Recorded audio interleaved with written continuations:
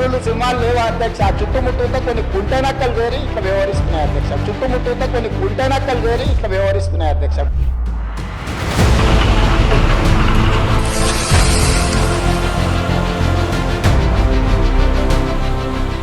High viewers, welcome to ABP దేశం. నేతలు మాట్లాడేటప్పుడు ఆచితూచి మాట్లాడాలి, అది సహజంగా జరగదు. ముఖ్యమంత్రి స్థాయిలో ఉన్న వ్యక్తి అయినా కానీ మాట్లాడే ప్రతి సమాచారం అధికారికంగా అన్ని విషయాలు చెక్ చేసుకుని అక్కడ వాస్తవంగా నిజంగా జరిగింది అనే విషయం అయితేనే దాన్ని బయటకు మాట్లాడతారు. నాకు తెలిసి ఒక విషయాన్ని మాట్లాడే ముందు పూర్తి సమాచారం అధికారుల నుంచి తెప్పించుకుని ఆయా శాఖల నుంచి సమగ్ర సమాచారం అందుకున్న తర్వాతే ఎక్కడైనా కానీ సీఎం మాట్లాడతారు. అందులో అసెంబ్లీలో మాట్లాడితే ఇంకా క్లియర్గా ఇన్ఫర్మేషన్ ఉన్నప్పుడు మాత్రమే అసెంబ్లీలో మాట్లాడతారు. అలాంటిది ఈరోజు ఒక ఘటన చూస్తే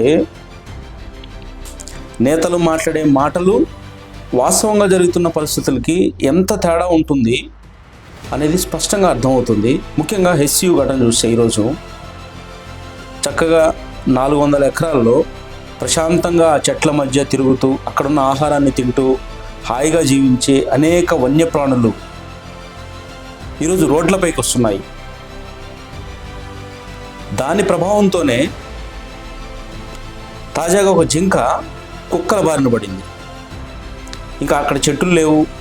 దాదాపు 400 ఎకరాల్లో అత్యంత దారుణంగా అక్కడున్న చెట్లన్నీ నరికి పడేసాయి. అందులో ఉన్న వన్యప్రాణులు కూడా రోడ్డుపైకి ఎక్కేలా చేశారు. జింకలు రోడ్డు మీదకి వస్తే ఏమవుతుంది? సహజంగా కుక్కలు వెంట పడతాయి. అదే జరిగింది దారుణంగా. ఒకసారి ఈ వీడియో చూస్తే ఆ జింక ఒళ్ళంతా కూడా గాయాలు, కుక్కలు కరిచేసి ప్రాణాలు కోల్పోయిన జింకను అంటే చివరి ప్రయత్నంగా దానికి ఏదో ట్రీట్మెంట్ చేద్దామని చెప్పి అక్కడ సిబ్బంది, యూనివర్సిటీ లోపల ఉన్న సిబ్బంది వాళ్ళు జాగ్రత్తగా కట్టి ఒక వాహనంలో తీసుకువెళ్ళే ప్రయత్నం చేశారు. అయినప్పటికీ కూడా జింక బ్రతకలేదు, చచ్చిపోయింది. ఈ జింక చావడానికి కారణం ఎవరు? ఒక జింకే కదా చనిపోయిందని అనుకుంటుండొచ్చు. కానీ ఈ జింక చావు వెనుక కారణం చూస్తే అసలు ఏం మాట్లాడుతున్నా కూడా అర్థం కాకుండా మాట్లాడతారు నాయకులు అనేది తెలుస్తుంది. ఒకసారి అసెంబ్లీలో ముఖ్యమంత్రి రేవంత్ రెడ్డి మాట్లాడిన ఈ వీడియో బయట ఒకసారి వినండి. జింకలు పులులు సింహాలు లేవా అధ్యక్ష? చుట్టుముట్టూతో కొన్ని గుంటెనక్కలు చేరి ఇట్లా వ్యవహరిస్తున్నాయి అధ్యక్ష. చుట్టుముట్టూతో కొన్ని గుంటెనక్కలు చేరి ఇట్లా వ్యవహరిస్తున్నాయి అధ్యక్ష. గుంటెనక్కలకు గుణపాఠం చెప్తాం అధ్యక్ష. అంటే ఎక్కడ కూడా ఏదైతే గచ్చిబౌలి, కంచె గచ్చిబౌలిలో యూనివర్సిటీ పరిధిలో ఉన్న భూమి అంటే అది యూనివర్సిటీది కాదని చెప్పి రాష్ట్ర ప్రభుత్వం చెప్తుంది. ఆ భూమిలో అది రిజర్వ్ ఫారెస్ట్ కాదు, అక్కడ ఎలాంటి జంతువులు లేవు, జింకలు పులులు ఇవేవి కూడా అక్కడ లేవు. ఉన్నది గుంట నక్కలు మాత్రమే. అంటే ఇతర రాజకీయ పార్టీలు విద్యార్థులను రెచ్చగొడుతున్నాయి, అక్కడ జింకలు లేవు అని అసెంబ్లీ సాక్షిగా రేవంత్ రెడ్డి ప్రకటించారు. మరి ఇదేంటి? ఇప్పుడు చనిపోయిన జింకకు ఇది ఎక్కడి నుంచి వచ్చింది యూనివర్సిటీలోకి? అంతేకాదు అక్కడ ఎలాంటి లేకులు లేవు, రాకులు లేవు అని కూడా వెటకారంగా మాట్లాడారు ఆయన. చూశారు ఆ తర్వాత వచ్చిన వీడియోలు. అక్కడ ఒక లేక్ ఉంది. అంతేకాదు మష్రూమ్ రాక్ అని దాదాపు ఒక 2000 సంవత్సరాల క్రితం నాటి రాక్ కూడా అక్కడ ఉంది. మరి ఈ ఇన్ఫర్మేషన్ అంతా కూడా లేకుండా రేవంత్ రెడ్డి ఎలా మాట్లాడతారు? ఇలా ఒక ముఖ్యమంత్రి స్థాయిలో ఉన్న వ్యక్తి ప్రజల్ని ఇలా తప్పుదోవ పట్టించడం ఎంతవరకు కరెక్ట్? అది ఈరోజు జింక ఆ చెట్ల కింద ఉండలేక అంటే అక్కడ పూర్తిగా తొలగించడం వల్ల చెట్లన్నీ కూడా ఎండలో నిలబడలేక అక్కడ రోడ్డు మీదకి వచ్చింది, కుక్కలు దాడి చేశాయి, జింక చనిపోయింది. అదే ఒక జింకను వేటాడితే ఇప్పటి వరకు సల్మాన్ ఖాన్ తిరుగుతూనే ఉన్నాడు. ఒక 5 సంవత్సరాలు జైలు పడింది. 1998లో జింక వేట కేసులో ఇప్పటికీ దాదాపు 26 సంవత్సరాలు దాటిపోయింది. ఆ కేసు నడుస్తూనే ఉంది. 5 ఏళ్ళ జైలు శిక్ష చేసి ఆ తర్వాత బెయిల్ మీద వచ్చాడు. అనేక సందర్భాల్లో తెలుగు రాష్ట్రాల్లో చాలా చోట్ల, అనంతపురం కానీ అనేక చోట్ల జింకలను వేటాడిన ఘటనలో అధికారులు వాళ్ళు పట్టుకున్నారు. వాళ్ళకి ఏదైతే శిక్ష పడుతుందో జైలుకి పంపించడం ఇదంతా జరిగింది. మరి హెచ్సియు ఘటనలో ఈ జింక చనిపోయింది. దీనికి ఎవరిని శిక్షించాలి? ఎవరిని బాధ్యం చేయాలి? అంటే అక్కడ జింకలు లేవు అంటూ ప్రకటించిన సీఎంని బాధ్యం చేయాలా? లేదంటే ఏమాత్రం కూడా అక్కడ ఫారెస్ట్ కాదది, ఎలాంటి వన్యప్రాణులు లేవని సమాచారం ఇచ్చిన అధికారులపై చర్యలు తీసుకోవాలా? ఇంత జరుగుతున్నా కానీ చూస్తూ ఊరుకున్న అటవీ శాఖ అధికారుల్ని ఇందులో శిక్షించాలా? ఈ జింక ప్రాణానికి ఎవరు సమాధానం చెప్తారు? హైకోర్టు తీర్పు వచ్చినప్పటికి కూడా ఏమాత్రం కూడా అక్కడ కటింగ్ ఆపకుండా నడిచారు. రాత్రంతా కూడా ఇంకా కట్ చేస్తూనే ఉన్నారు చెట్లు అని చెప్పి కూడా కొన్ని ఆరోపణలు చేశారు విద్యార్థులు. ముఖ్యంగా హిస్టరీ విషయంలో రాజకీయాలు కాసేపు పక్కన పెడితే అందరికీ ఉన్న అనుమానం ఏంటంటే ఎందుకని ప్రభుత్వం ఇంత మొండిగా ముందుకెళ్తుందనేది ఒక అనుమానం ఉంది. సరే, ఇప్పుడు హైకోర్టు ఇటు సుప్రీంకోర్టు ఈ రెండు కోర్టులలో కూడా చివాట్లు పెట్టిన తర్వాత కాస్త వెనక్కి తగ్గింది.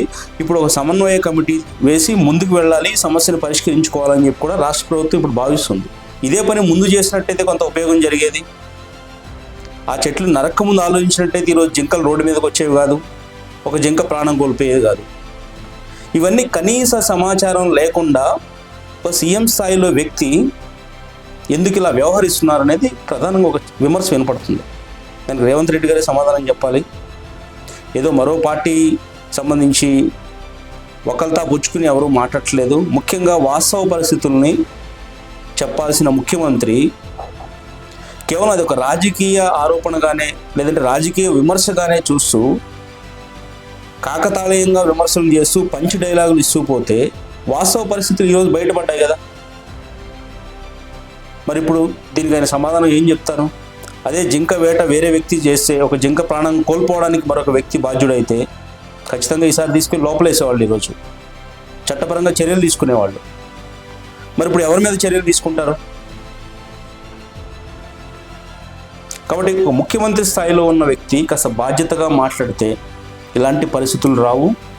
రాజకీయంగా విద్యార్థులు వెనక ఎవరో ఉన్నారు, విద్యార్థులను ఎవరో నడిపిస్తున్నారని ఒక అనుమానాలు, లేదంటే కొంతమంది ఇచ్చిన తప్పుడు సమాచారంతో విద్యార్థుల్ని దూషించడం మాత్రమే కాకుండా క్షేత్రస్థాయిలో అక్కడ పరిస్థితులు ఎలా ఉన్నాయని ఒక ముఖ్యమంత్రి దృష్టి పెట్టి నిజంగా అక్కడ జింకలు ఉండి ఉంటే అదే వాస్తవ పరిస్థితిని బయట చెప్పినట్టయితే అసెంబ్లీలో అదే విధంగా అవి ఉన్నాయి, వాటిని ఈ విధంగా రక్షించే ప్రయత్నం చేస్తున్నాం, అక్కడ వన్యప్రాణులకు ఎలాంటి ఇబ్బంది లేకుండా చూస్తాం, ఇవేనా ముందు మాట్లాడి ఉండి దానికి తగినట్టుగా చర్యలు తీసుకుని అదే విద్యార్థులతో మాట్లాడి ఒప్పించినట్టయితే ఈరోజు హెచ్సియు 400 ఎకరాల భూ వివాదంలో రాష్ట్ర ప్రభుత్వం ఇంతలా అబాసు పాలవాల్సిన పరిస్థితి వచ్చేది కాదు. ఇక్కడ ఎలా ఉందంటే పరిస్థితి, విద్యార్థులు ఏం చేయలేరు, ఏం జరిగినా కానీ ముందుకు వెళ్తామని మొండిగా రేవంత్ రెడ్డి ప్రభుత్వం వెళ్ళడం వల్ల ఈరోజు అటు సుప్రీంకోర్టు ఇటు హైకోర్టు చివాట్లు పెట్టి మొక్కలు నరక్కండి, ఒకవేళ అక్కడ కటింగ్ చేస్తే కఠిన చర్యలు తీసుకోవాల్సి వస్తుందంటూ కూడా తీవ్రంగా హెచ్చరించింది. ఇప్పుడు రాజీకి ప్రయత్నం చేస్తుంది రాష్ట్ర ప్రభుత్వం. రాజీ ఎలా జరుగుతుంది? దాన్ని విద్యార్థులు ఒప్పుకుంటారా? ఇక్కడ ఏదైతే ఐటీ పరంగా అభివృద్ధి చేయబోతున్నాం అంటూ చెప్తున్నారు, మరి ఇక్కడి నుంచి ఆ నిర్ణయం వెనక్కి తీసుకుని వేరే చోటకు వెళ్తామంటూ కూడా ప్రకటిస్తారా? ఏ విధంగా విద్యార్థులు ఒప్పిస్తారో చూడాలి. మొత్తానికైతే ఇక్కడ నేను చెప్పదలుచుకున్నది ఒకటే, సాధారణంగా రాజకీయ పార్టీలు, రాజకీయ విమర్శలు ఇవన్నీ సహజంగా అన్ని పార్టీల నేతలు చేస్తుంటారు. కానీ ఒక ముఖ్యమంత్రి స్థాయిలో ఉన్న వ్యక్తి ఒక మాట మాట్లాడే ముందు పూర్తి స్థాయిలో అక్కడ వాస్తవ పరిస్థితులను తెలుసుకుని ఆ వాస్తవ పరిస్థితులనే ఇలా అసెంబ్లీ మాట్లాడినప్పుడు కానీ, అసెంబ్లీలో లేదంటే మీడియా ముందు చెప్పినప్పుడు కానీ చెప్పడం వల్ల జనాలకు ఒక నమ్మకం వస్తుంది. నమ్మి అధికారం కట్టబెడితే ఇలాంటి తప్పుడు సమాచారం అనేది మాట్లాడడం వల్ల పరిణామాలు కూడా తీవ్రంగా ఉంటాయి. అంతే స్థాయిలో ఇటు సోషల్ మీడియా కూడా విమర్శిస్తుంది. ముఖ్యంగా అనేక మంది విమర్శలు చేస్తున్నారు ఈ ప్రభుత్వాన్ని. మొత్తంగా హెచ్సియు ఘటనలో ఈ జింక చనిపోవడంతో మిగతా వన్యప్రాణుల సంగతి ఏంటి, వాటి పరిస్థితి, ఈరోజు అక్కడ చెట్లని నరికేసిన తర్వాత వాటిని ఏ విధంగా రక్షిస్తారు, ఎవరు రక్షిస్తారు అనేది కూడా ఒక క్లారిటీ లేదు. ఇప్పటికైనా అధికారులు హెచ్సియులో వాస్తవ పరిస్థితులు ఏంటో తెలుసుకోవాలి. ముఖ్యంగా అక్కడ ఉన్న వన్యప్రాణులకు ఎలాంటి ఇబ్బంది కలగకుండా వాటిని రక్షించాల్సిన అవసరం ఉంది. ఈ కేసు అది రాష్ట్ర ప్రభుత్వానిదా, ల్యాండ్ 400 ఎకరాలు లేక హెచ్సియుదా, లేదంటే కేంద్రం దీన్ని తీసుకుంటుందా అనే విషయాలు భవిష్యత్తులో తేల్తాయి.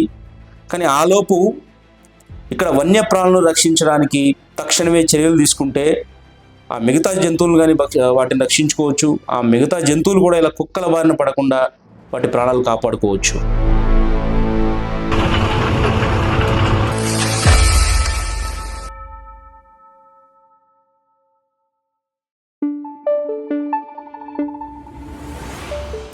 Thank you.